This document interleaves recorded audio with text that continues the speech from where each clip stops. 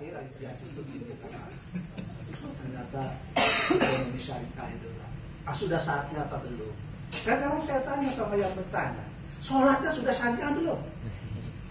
Sholatnya Indonesia sudah syariah belum? Dia menjawab iya, mungkin banyak juga yang belum Pak. Apa katanya? Saya pernah sholat di pertokoan ini, saya katakan saja maaf, bahkan di musola pernah mendengar ini benar-benar tidak mengada-ada. Apa anunya itu? Alam taro kaifa ala rabbuka bi ashabihi alam yaj'al kaidahum fi tadlil. Kok itu kan belum syariah sholatnya aja Pak. Bagaimana alam taro kaifa ala fa'na dari satu artinya beda Pak. Iya, kalau tulisan boleh disingkat-singkat apalagi wartawan. Kalau Quran enggak boleh. Alam taro kaifa fa'ala fa'na harus dua. Nah, jadi kalau sholat aja belum syariah, jangan Anda tanya ekonominya juga lah. Oke lah, sama-sama masih ada ribanya. Saya katakan misalnya konvensional sama yang syariah. Minimal nawaitunya syariah, tidak pengen yang riba-riba. Ibaratnya nggak hujan-hujanan. Kecipratan mungkin masih ada yang bertemannya masuk itu Bapak. Kira belum Pak. Kalau ditanya saya aktif di situ belum Pak. Tapi insya Allah tidak lebih ribawi dibanding yang konvensional. Dan begitu kan Pak. Tinggal Bapak percaya apa tidak ya soal lain, yang jelas nama saya amin.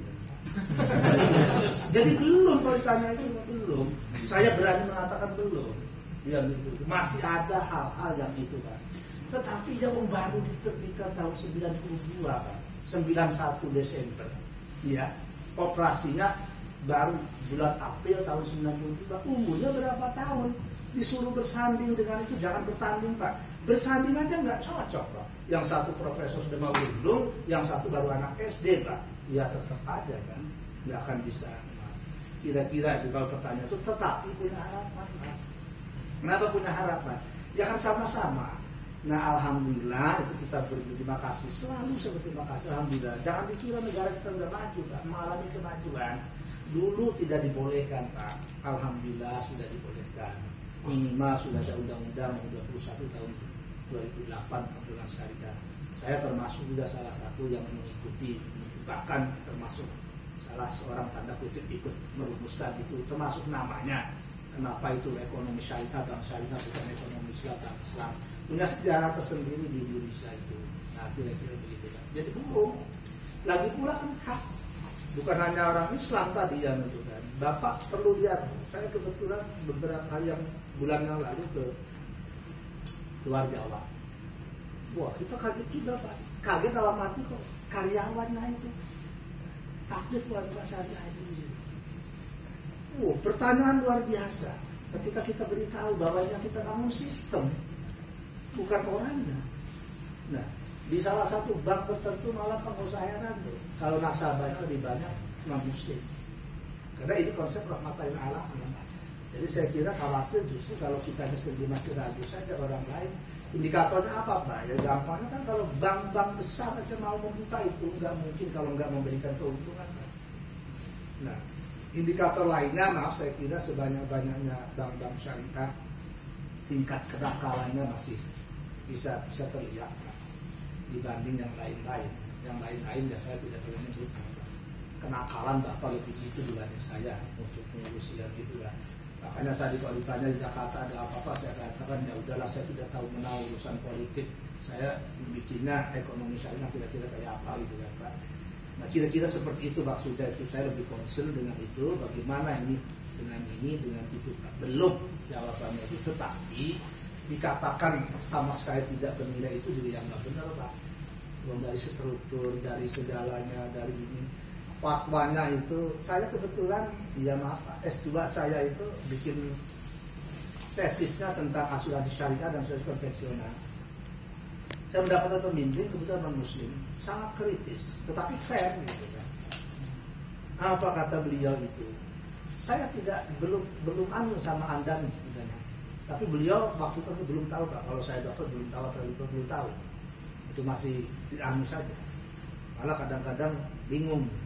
Perkenalan karena saudaranya saya bilang di asuransi, ya udah begitu saja gitu kan. Nah, ya bingungnya itu kok ada tamu katanya di UIN, tapi kok asuransi gitu kan. Sampai ada yang kawan saya itu ke Departemen Kementerian Keuangan mengecek benar saya itu di asuransi itu. Ya benar adanya, memang iya benar kok gitu kan. Cuma bingung aja dia. Nah itu sekedar pengalaman. Nggak mungkin asuransi syariah itu lebih efektif dibanding yang konvensional, kata pembimbing saya. Karena saya menulis persamaannya ini berbeda. Apa contohnya Pak? Ya di sana ada Dewan Pengawas Syariah kan, digaji dia. Pertanyaannya kata dia, bagaimana mau bisa objektif Dewan Pengawas Syariah itu mengawasi, dia digaji oleh asuransi itu sendiri. Yang kedua, bagaimana lebih untung?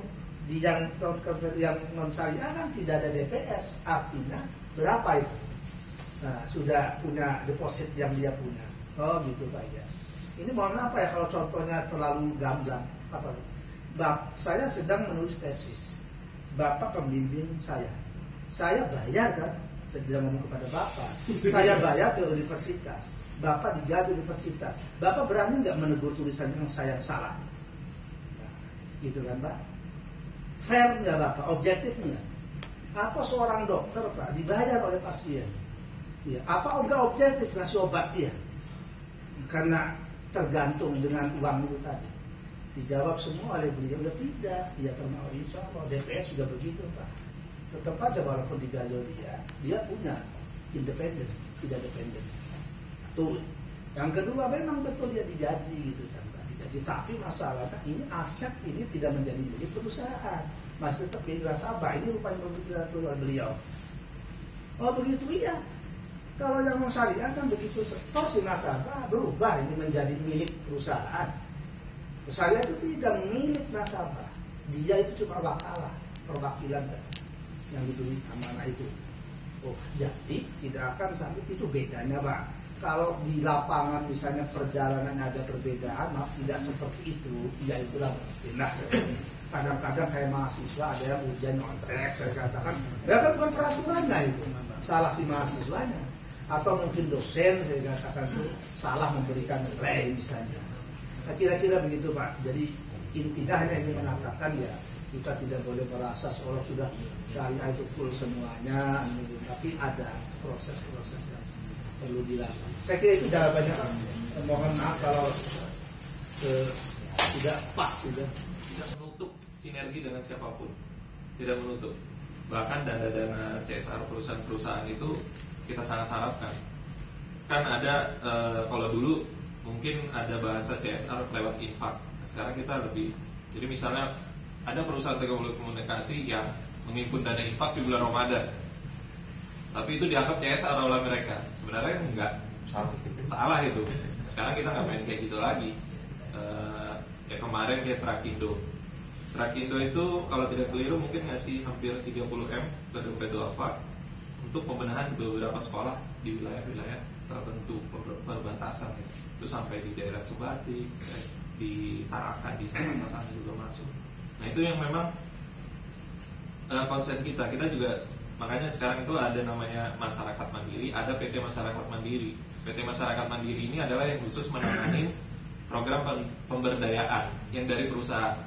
Jadi perusahaan itu jangan menganggap dana-dana, kalau dana zakatnya murni itu dikerjakan oleh teman-teman masyarakat mandiri yang memang grupnya dompet apa. Tapi kalau mau bicara profesional, hitung-hitungan, nanti PT-nya yang maju. Misalnya dengan PT telekomunikasi apa, Anda mau kasih berapa, fee-nya berapa. Karena kan mereka mengakui itu programnya mereka. Nah seperti itu. Tapi kalau dibilang belum maksimal, memang belum maksimal. Kita memang ya kalau bicara kemiskinan, saya pikir orang Indonesia mentalnya juga paling banyak merasa miskin, itu juga perlu dibenahi. Yang kedua mungkin juga kadang-kadang kayak bapak itu dia terlalu menikmati pekerjaan. Bisa jadi. Tahu betul. Iya memang dia dia tanya puluhan berapa tahun dia jadi kayak gitu. Menikmati pekerjaan memang ada. Nah, cuma kampungnya ada rumah gitu.